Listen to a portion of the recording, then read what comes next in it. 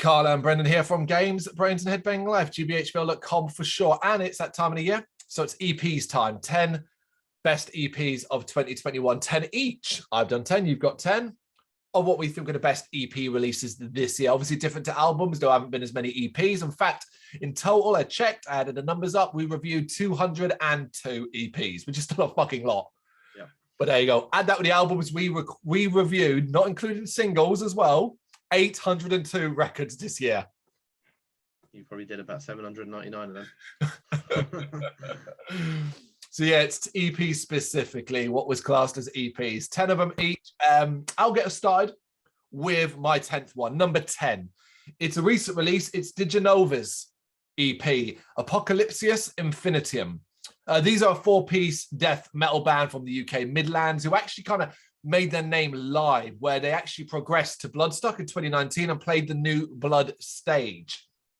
They actually played it that year. And now they've released a debut EP, which is the one I've just said.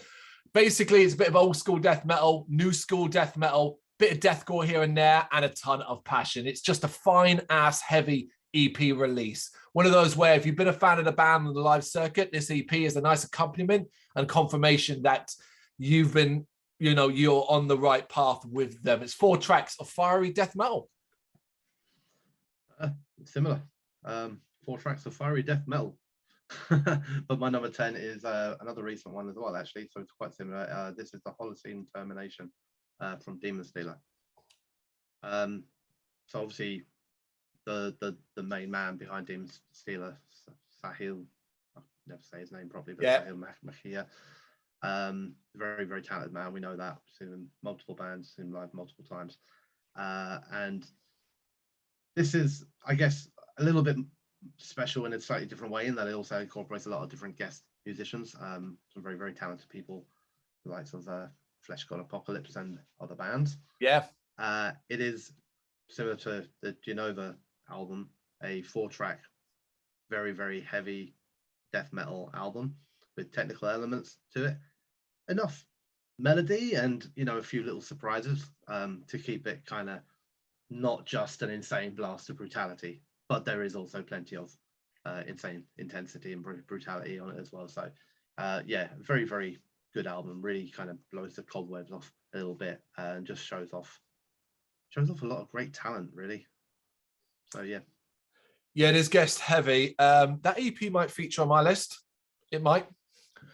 Number 9, Wall. Self-titled, so Wall again. Now, Wall is the brothers, Elliot and Ryan Cole of Desert Storm, but also the Grand Mal. So these guys are busy in a lot of stuff. And Wall is literally come about purely because of COVID-19 lockdowns. Bored, not having much to do. The duo, the brothers, ended up expressing their creative ideas and it turned into Wall. It was released, this EP was released back in January, the 15th of January 2021 by APF Records. And it's the guys taking their love of all things stoner, sludgy, and doom and crafting a thumping what was the debut EP. It's something that's rooted in doom, but also got a lot of sludge and stoner groove. 3 styles meshed together via a band, a duo that are more than capable of delivering unique sounds from it. It's really, really strong stuff, really, really listenable, but also something that you can be aware of that there's probably no longevity in the sense where Wall's going to surpass what the band do in other, what the blokes do in other bands. It's that kind of thing. New releases from Wall, you might get to see them live here and there. They were at Bloodstock this year. That's the kind of thing about Wall. It feels like a project. You're part of that project. Cool. Number 9 then. So Napalm Records release. This is the EP Skull Soldiers by Wolfheart. Another one that came out much earlier in the year, around March time, 5th of March. Finnish death metal band with a little bit of sort of, I don't know, Viking-y sort of sounds like, but more in the sort of skull mold style than the power metal side. It's very dark, it's very heavy. It's one of those kind of, I don't know, slightly mosh pit filler, but there's plenty there to headbang along to, you know, lots of groove in it. You can really, really kind of get into it. Quite bleak as an album, you know, like we speak about these sort of albums, and much like I had with Skull Mold, really, where, you know, the album, I remember I bought the Skull Mold album and it was like an ice blue one, but musically it feels as cold Right. You know, like it's bleak and sort of cold sounding, like, you know, that whole top of the mountain or in a cabin freezing your bollocks off. And this is the sort of music that would be the soundtrack to me fading out. Awesome. Like Descriptive as always. Number 8. This is the EP Fenrir. I think I'm saying that right. By the band Nordjavil. Again, could be butchering out, but there you go. A Norwegian black metal. It's an immense quality EP, one that I think is particularly strengthened, weirdly enough, by a really fucking good cover, a Possessed cover, a Fallen Angel. And like that one, really strong stuff. But this is one of those where I think encapsulates the sound and where it comes from, which is obviously Norway. You kind of talked about being cold and stuff like that, but this has got the same darkness and cold feel over to it as well. But I think at times, other than having like this weird catchy elements that aren't like necessarily obviously like, oh yeah, I can groove to this, that kind of thing. But you're like, oh, okay, I can nod or tap my foot along to this moment or this particular segment. Yeah, it's just a strong EP. Which may also feature. Ah. Number 8 on mine. This is one of those ones where you kind of go, oh, am I cheating? But then it's because it was a re-release as such, but I'd never heard it originally. So okay. I was okay with it. And that is a Stinking Cesspool of Liquefied Human Remnants by Ingested.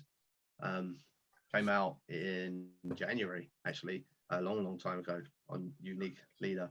And the first thing that captures your imagination with this one is the title. Yeah. And I remember seeing the title and thinking, oh, I have to check that out now, and you know. It is a re-release, as you said. Yeah. Yeah, absolutely. You know, obviously legendary, I guess, is a fair enough term for, you know, for the band Ingested.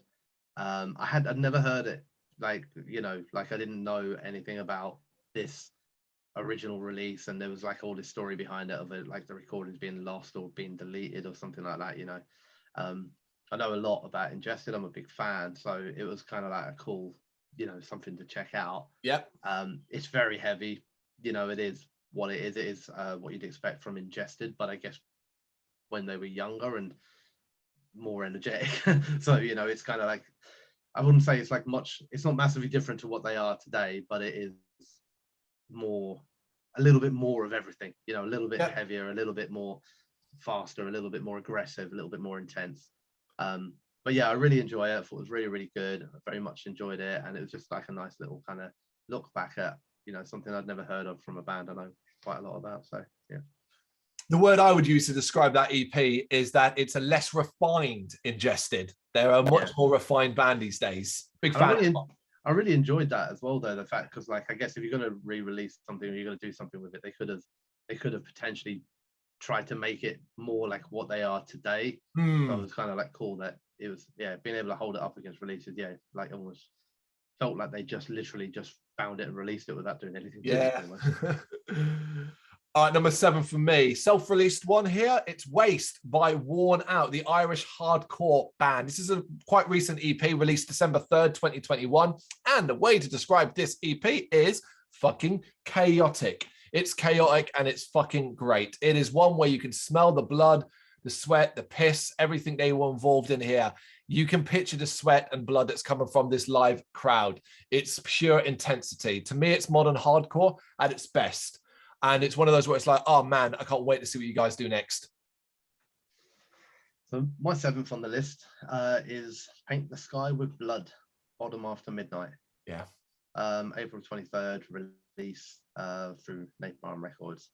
And I guess, you know, a bit of an emotional attachment to it, obviously, with Alexi Laiho no longer being around. The weird thing about Bottom After Midnight, if you were doing it purely just on the music, it is a strong EP. It's very good. It is basically Bottom. You know, you know, it's not like he's gone off and done a completely brand new thing here. It is, but it is very good, and it is good Bottom. But I think there's probably a little bit of an emotional attachment to it, where maybe it feels a bit more special because it's the last time we'll ever hear it. You know, so that's why it's in my list. Yeah, I think that's fair as well. I remember when I reviewed it, I think I did a review, didn't I? I think you did, yeah. And I remember being like, oh, you know what? It's like a 6 out of 10 EP for me. But I think I gave it a higher score because, like, no, man, there's an emotional attachment to this because obviously Alexi's passed away. So yeah, you are right about that. There is a bit more of that. Okay, number 6, Naveri. The EP is Soulless Elements. This is quite modern again. December 9th, this came out. It's the debut EP as well. And basically, it's a 3-track EP of melancholic heaviness, combining different metal genres to create a despondent but very infectious sound. It's very miserable. It's very sullen, but that tone gives way to what is quite heavy riffs and harsh black-infused heaviness. This is one where they've taken that whole kind of dark post sound, heavied it up quite significantly, and it just works nicely for me. It combines 2 things I enjoy, which is heavy music and the melancholic, nasty side of post. Cool. Well, my number 6 is basically, I'll describe it in a second, with everything that I hate. Okay. So the EP is called Reaper Season, and it's by Joint Hugger. It was released on Majestic Mountain Records on the 2nd of April. When I looked at this, it was a Norwegian doom band, 1 track on the EP, and it's 18 minutes long. And I just thought, oh, for fuck's sake, what's wrong with this doom band? Seriously, man. Why don't you just break it into 4 and call it 4 songs?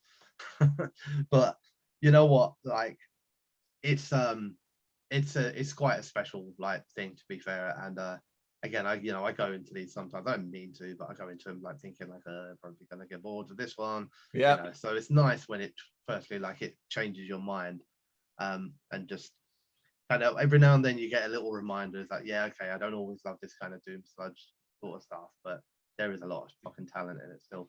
And this is, as you can imagine, you know as a fan of this genre already what this is going to be like. Yes. Really, you know, this is not coming straight in like with intensity. You know, it's a slow building song that will transition constantly throughout the song.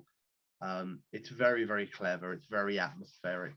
It does enough in it, like with you know, kind of melancholic melody and things like that, to not just be 18 minutes of fuzz, or you know, hit the guitar once and let that ring out for 42 seconds now. Yeah. You know, there's more to it, and it's actually by the end of it, you know, you just kind of like, I don't know, you're in admiration, I think, of like the talent and creativity to almost build this like heavy fucking jacket that just weighs down on top of you, and just you feel like heavier in it. And the song ends and you kind of almost instantly feel lighter, and that all sounds like a bad thing, but that's what the song's meant to do. Yeah, you know, it's meant to weigh on you, it's meant to make you think, it's meant to provoke some, you know, deep thoughts that maybe weren't there beforehand. And yeah, it's a very, very clever song. Amazing. All right, number 5 for me is our first double up, as I also have Demon Steelers, The Holocene Termination via Demon Steel Records. Brendan already told you who it was by, and the fact that it features a lot of guests. And that was really, really a cool thing for me, because it kind of made it feel very special, and this is what it was exactly supposed to be. But it is 4 tracks, 4 beastly slabs of death metal. 4 tracks that make you grimace and gurn with pleasure. It's just fantastic. It's fantastic heaviness with a swathe of ideas and different talents. Like, it's such an array. Here's the thing, we're not just talking about like one individual guest here or there. This is guest heavy, and you would think, well, okay, isn't that just going to be quite messy? But it all works really fucking well together. It's quite a spectacular release. We gave it 10 out of 10. Yes, you did. You deserve it. Yeah. Number 5 then. And I have carried on my trend of liking stuff that I don't normally like. Okay. or not normally love, I guess. And I've got Argent Moon by Insomnium, which is a September the 17th release by Century Media Records. I wouldn't say this EP, sorry, I was calling it album then. This EP was like something that I instantly enjoyed a lot. You know, it's heavy music, but it's kind of more in the, I don't know, emotional kind of heaviness a lot of the time. It's very melodic. It can be gloomy. Yes. And quite miserable at times. And you know, I'm not always in the mood for that. And I think I remember listening to this not long. I didn't listen to it when it first came out. I listened to it not long after that, when I was kind of scrolling through and going, right, what's all the shit that I've missed in the last couple of weeks? I added it in, and I was like, I'll check that out. And I was like, oh yeah, that's nice. And then I listened to it, and it kept just coming up. Like songs came from it would just come up in my shuffle, and I found myself listening to it more and more and more. And then when I was writing this list, and I was trying to work out like positions for it. And so I listened to it again, because I couldn't really, I mean, this sounds like a negative, right? I couldn't really remember. I was like, oh, I know I listened to that. Did I like it? I can't really remember. And then for the first time I properly listened to it, end to end, and I was just like, yeah, do you know what? It's great, and it's really, really beautiful, man. Like, it's heavy and dark and emotional, but it's a beautiful EP. So here you go. I agree. I do agree. Number 4, Worming by Exhumed. Now, the reason why this features so high is simply this. It is 4 tracks long, but it's 10 minutes, around 10 minutes, and that's it. And that is it. It's extreme metal blasting at you for 10 minutes. You can't find 10 minutes of what is quality extreme metal. That's the thing. It's not like it's shit or it's just average or below average. It's quality fucking extreme metal with some, very, very heavy, but also with some clever stuff like transitions and stuff like that. But the fact that you put it on and it's 10 minutes and you're done, and you're like, okay, cool, I can listen to that 5 times over, and it's still only 50 minutes the length of an album, and I'm still going to enjoy it every time. So this ended up being one that I found kept coming up. I kept re-listening to it over and over again because it was 10 minutes. And because it's only 10 minutes, if I'm doing something and it's playing, I'd miss it and be like, oh shit, I better start it again. That kind of thing, So I ended up listening to this EP probably more than any other EP on this list just because of that 10 minutes. But yeah, I thought it was awesome. Yeah, it is. Number 4 for me then, and this is where Fenrir by Nordjvel comes in. You had it earlier on the list. It's the same stuff for me, really. Very rooted in this traditional sound, but with a bit of a kind of more modern production, which is quite welcome, actually. It's very, very dark. I love it. Some real guttural vocals and violent rhythms kind of going on. But it also has a little bit of time for, some melody and a couple of transitions here and there to just make it not boring. Like, to make sure that you're not just like kind of, oh, I know what this is going to be, keep you guessing kind of a little bit. So yeah, I thought solos in particular on this stood out for me, and that was the thing I wasn't really expecting when it first started, when the EP first sort of started off, because once I kind of got into that, all right, I can see what it's going to be. We've got some black metal, traditional vibes, Norwegian band as well. So, when you say black metal from Norway, you kind of get an idea of what, get an image, yeah, and that, like what it's going to be. But I thought the solos were amazing. The drums are phenomenal. Really, really heavy album, very, very intense, but also occasionally quite catchy, which is strange and not meant to be. But there it is. They have catchiness in Norway.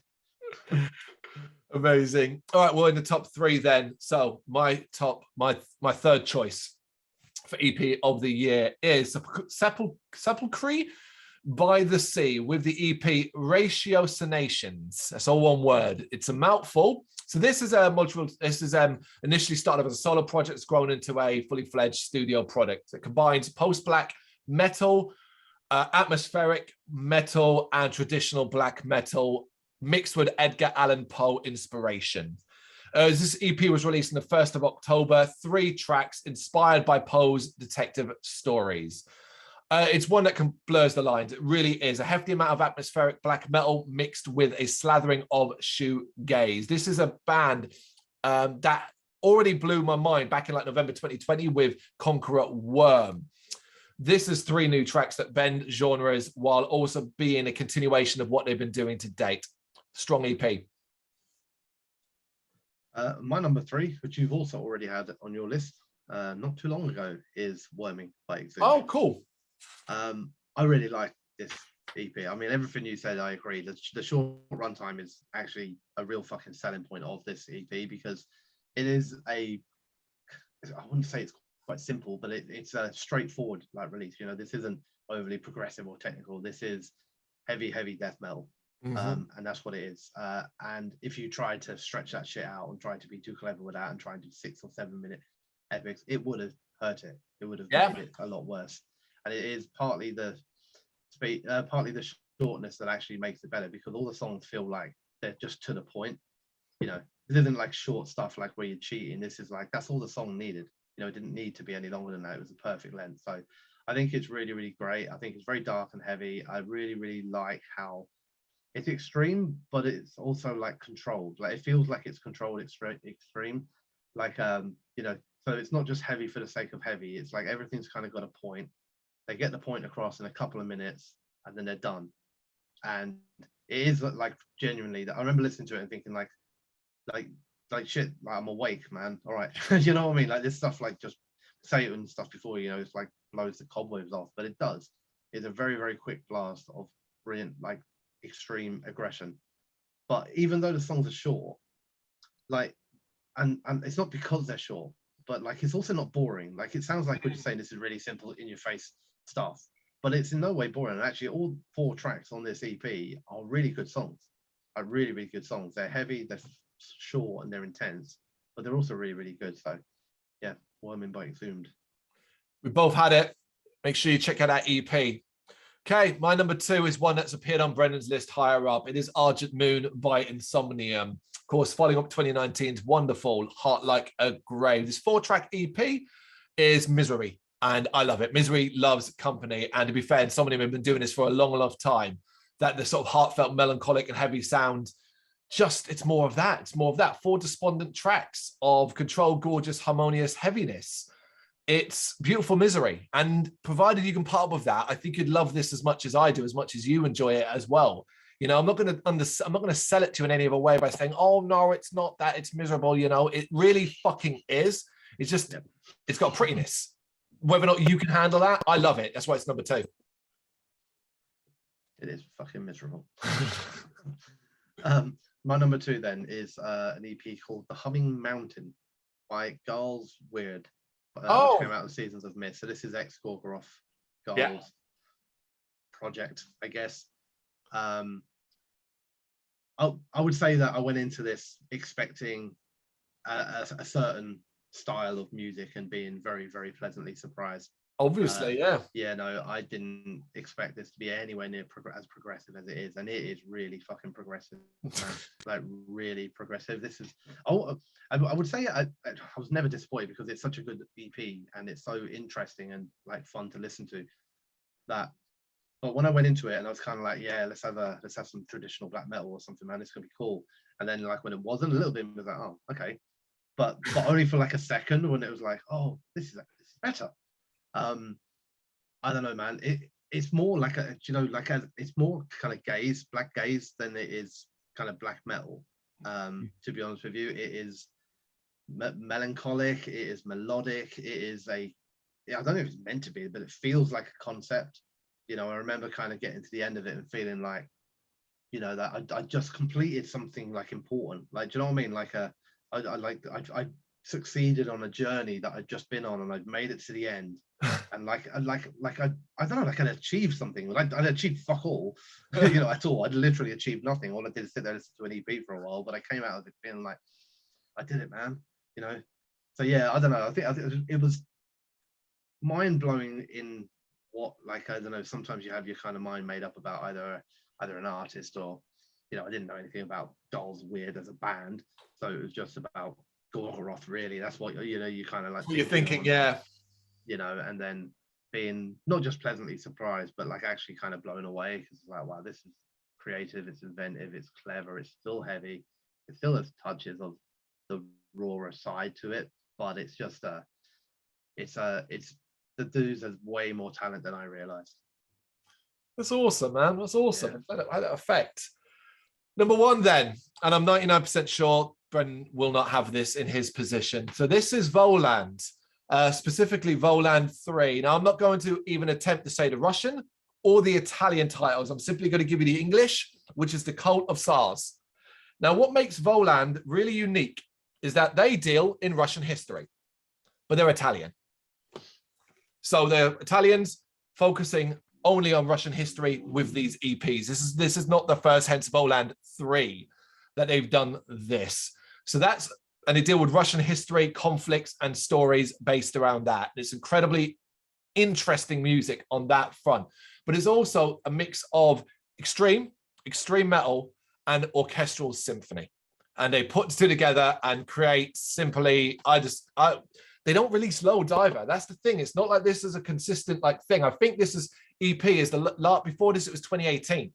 So when you get something, it's always pretty special, and it's all here. You get historical accuracies as well in this as you do anywhere else, but the medium of intense black metal, extreme metal, mixed with this absolute lavish symphonic wonder that they create is generally stunning. There's nothing quite like this band, and for the longest time, until I finally did some proper reading up, I was convinced they were Russian, being as they dealt in Russian history. And you find that they're actually Italian. It's like, okay, wow, you're really broadening your horizons and clearly want to talk about this and sing about this epic, but they just do epic metal, like just so special, so unique. And this EP, particularly as it had been a couple of years since I'd listened to them, I was like, okay, cool, Roland, let me dive back in with this. Oh, it's as spectacular as it was before, and they've done it again. That's why it had to be number one.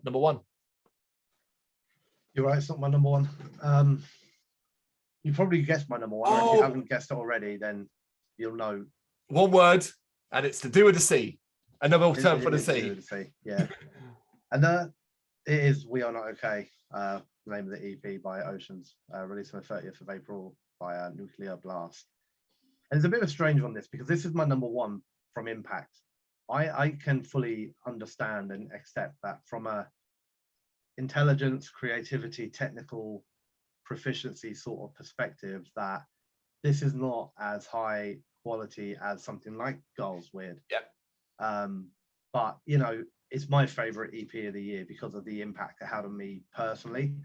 It's a 4-track EP, again, like spoken about in many videos, dealing with mental health issues, in particular depression and antidepressants. There are 4 tracks, 4 guests. You know, I can't remember all of them. I think Andy Dornez, Lena Scissorhands, Rob Flynn, and somebody else on each song. And they're 4 different, I don't know, not viewpoints on it, because it's all about the one viewpoint. Like I guess feelings, like emotions that you may go through if you're suffering from depression, or if you're one of these people with antidepressants but without the help. So there are songs like the song Voices, which is more about the times when you're feeling angry and, you know, kind of smashing the mirror because you don't want to look at yourself anymore. And then there are songs that are a bit more introspective, like the Everyone I Love Is Broken. It's a very impactful for me. I think it's I really think the guests do add a lot to it. Very much so. You know, in fact, like I doubt it would have had the impact if it was just Oceans without guests. I think it's that switching in between different vocalists and different ideas that helps the songs out quite a lot. It's obviously an emotional EP. You know, it has impact, and that's important because you don't want to do a bad job of a serious topic like this. You know, of course, you have to be careful. Like if you're going to dabble in something that is very important to like a vast amount of people, you have to do it justice and be respectful and be kind of honest and open. And I think that pours through in it. You know, that every word, every note, every beat is meticulously placed to ensure that it has the right impact, not just impact, but the right impact. You know, it's never cheesy, it's never taking the piss, it's never overly dramatic, it's just honest and real. You know, so, and that's why it's my number one EP of the year. Say no more. Incredible words. There you go. There's our 10 EPs of 2021. You know what to do. You got your own? You agree or disagree with our lists? Drop them in the comments. We'd love to hear from you. Thank you very much for watching. You can check us out on gbhbl.com, as well as on Facebook, Instagram, Twitter and Tumblr. Go to Patreon to help us out over there. That's patreon.com/gbhbl, as well as Big Cartel, where you can find some of our merchandise. We have a podcast running on SoundCloud and Apple Podcasts. And of course, if you like this video, do us a favour, hit the subscribe button and help the channel grow. Games, horror and heavy metal. What else is life for?